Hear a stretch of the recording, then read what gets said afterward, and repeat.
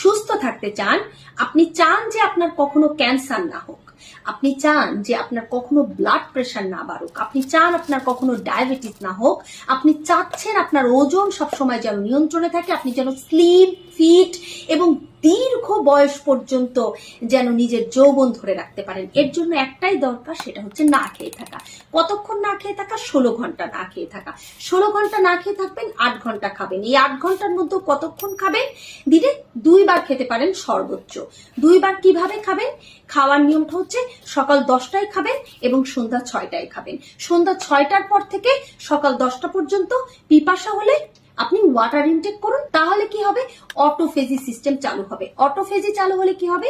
আমাদের কোষের অভ্যন্তরে যে আছে লাইসোজোম, এই লাইসোজোম কাজ করা শুরু করবে এবং সে নিজেই আপনার শরীরের সমস্ত মৃত কোষগুলোকে খেয়ে ফেলবে, সমস্ত ক্যান্সার কোষগুলোকে নিজেই খেয়ে ফেলবে।